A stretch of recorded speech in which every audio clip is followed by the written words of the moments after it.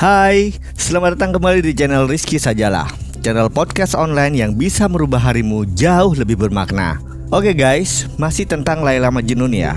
Di episode sebelumnya, pertemuan Majnun dengan pemuda bernama Noval berujung menjadi sahabat yang entah barang 1 jam pun si Noval gak mau lepas untuk meninggalkan sahabatnya itu menyendiri.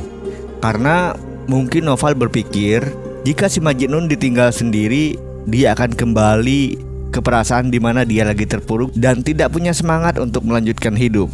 Nah, pertanyaannya nih, jika teman-teman menjadi Noval, apa yang akan teman-teman lakukan?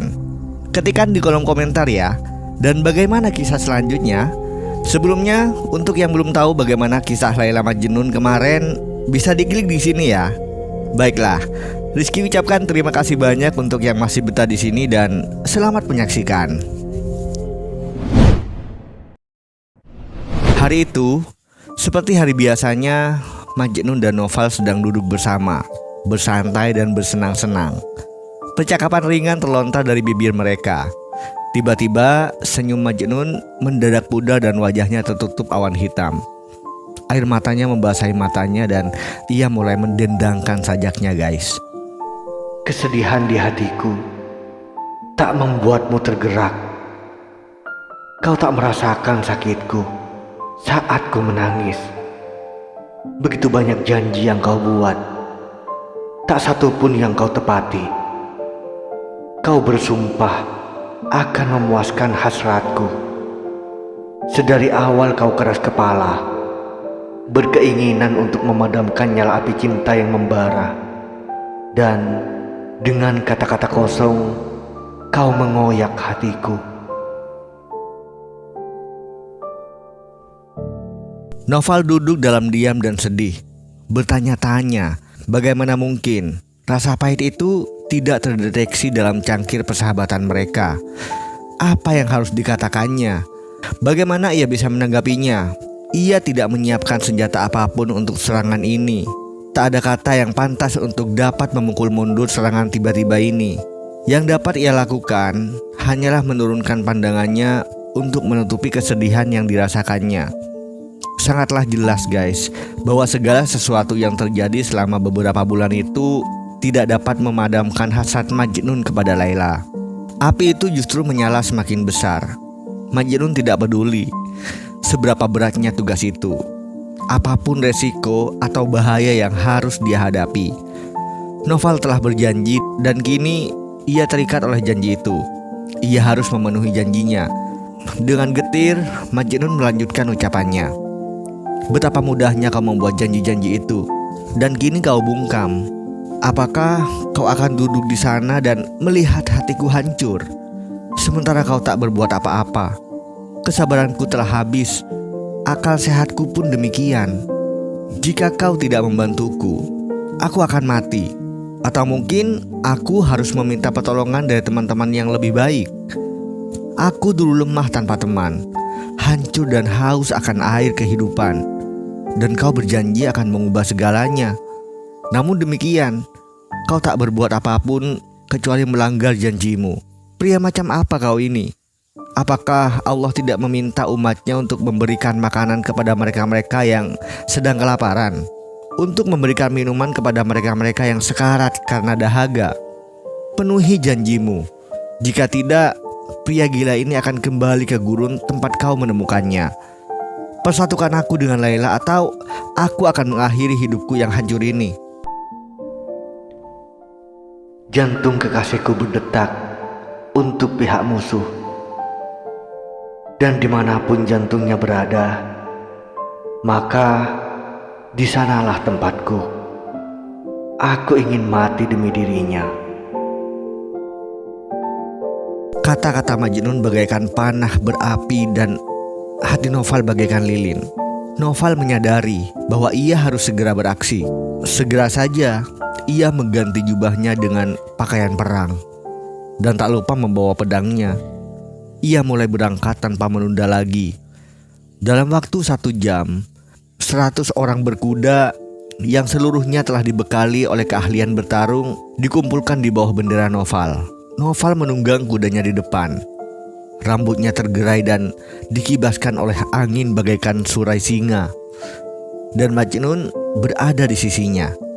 Setelah beberapa saat, mereka tiba di daerah pinggiran perkemahan suku Layla. Noval memerintahkan anak buahnya untuk turun dari kuda mereka dan menyiapkan perkemahan. Lalu ia mengirimkan bentara kepada kepala suku Layla dengan pesan, "Aku, Noval, dengan ini menyatakan keinginanku untuk berperang denganmu. Pasukanku telah berkumpul dan kami telah siap untuk melawanmu hingga darah tetes penghabisan. Sampai kemenangan berhasil kami raih. Hanya ada satu jalan keluar bagimu, yaitu kau harus membawa Layla kepadaku. Dan jika kau menolak untuk menurutinya, maka pedangkulah yang akan memutuskannya untuk kita. Kutetapkan bahwa aku akan menyerahkan Layla kepada seorang pria yang sangat mencintainya, satu-satunya pria yang pantas untuknya. Itulah permintaanku." Tak lama kemudian, sang bentara itu kembali dengan membawa balasan, guys. Balasannya begini, "Kami sudah menerima pesan kalian sebagaimana seharusnya. Tanggapan kami tentang permasalahannya adalah Layla bukanlah mainan yang harus dimiliki secara paksa oleh siapapun yang menginginkannya.